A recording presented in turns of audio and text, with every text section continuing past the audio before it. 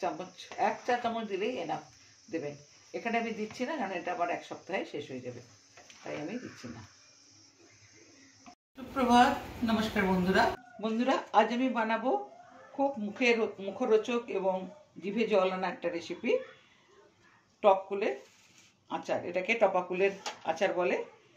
তার জন্য আমি নিয়েছি এখানে 3 কেজি কুল, ধুয়ে শুকিয়ে পরিষ্কার করে রাখা আছে।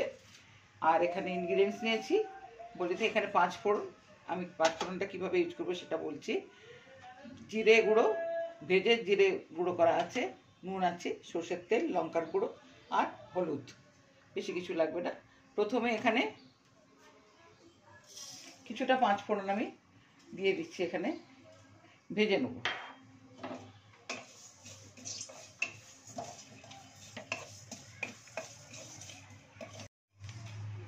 আমি একটা পাত্রতে ঢেলে দেবো। এটা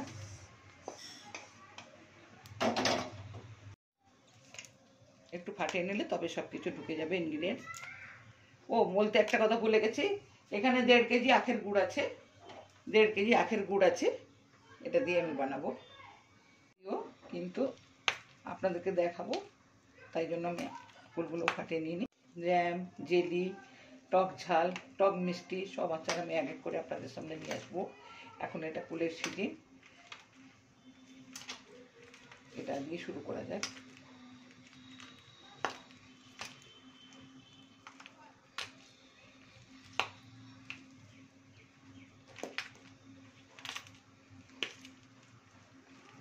প্রচুর এদিকে কুল হয়, প্রায় আমাদেরকে কুল কিনতে হয় না বললেই চলে।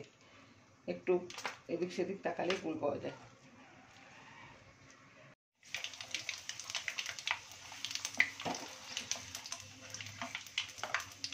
এবারে আমি কুলগুলো একটু একটু করে দিয়ে দিচ্ছি কড়াইতে, একটু ভেজে নেব।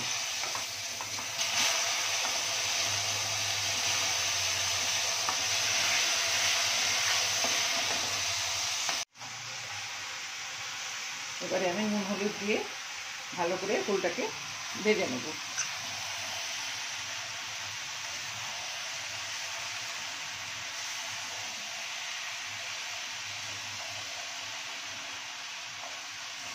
এই থাকে একটা হামানদিস্তাতে আমি পিষে নেব। 5 ফোড়নটা যেটা ভেজে রেখেছিলাম,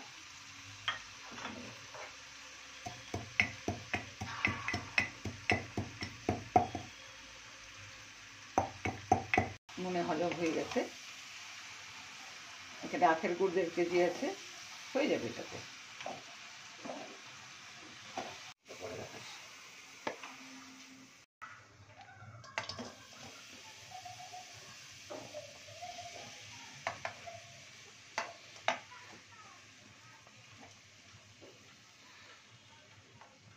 কুলের আচারটা গুড়টা পাক ধরেছে, পুরো গুড়টা গলে গেছে। গুড়টা এইভাবে ফুটছে, আর একটু ফুটলে আমি আচারের গুঁড়োগুলো সব দিয়ে দেবো।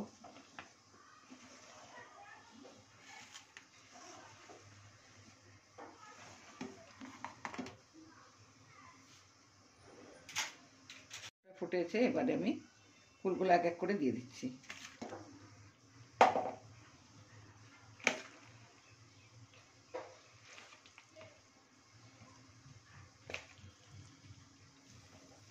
কড়াইতে নিচে যাতে না লেগে যায় একবার নেড়ে দিই।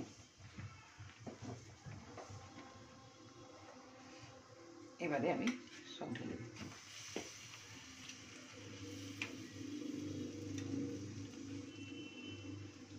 এবারে আমি পুরো কুলটাকে গুড়ের সঙ্গে মিশাবো।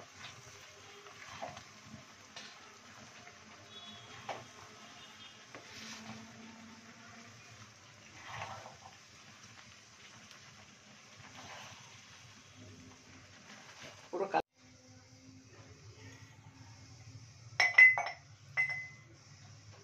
কুল পাকটা আমার হয়ে গেছে। এরপরে আমি লাস্ট ফিনিশিংয়ে দেবো যে 5 ফোড়নটা আমি ভেজে রেখেছিলাম, সেটা আমি হামানদিস্তাতে রোস্ট করে নিয়েছি। এরপরে আমি এটা ভর্তি ছড়িয়ে দেবো। গ্যাসটা কমিয়ে দিলাম। এবারে ঠান্ডা হবে, ঠান্ডা হওয়ার পর আমি একটা বয়ামে ভরে দেবো। এখানে একটা কথা আমি আপনাদেরকে বলি, এটা যদি 1 বছর 2 বছর যতদিন রাখতে চান তাহলে একটু প্রিজারভেটিভ হিসাবে ভিনিগার 1 চা চামচ দিলেই এনাফ দেবেন। এখানে আমি দিচ্ছি না, কারণ এটা আবার 1 সপ্তাহে শেষ হয়ে যাবে, তাই আমি দিচ্ছি না।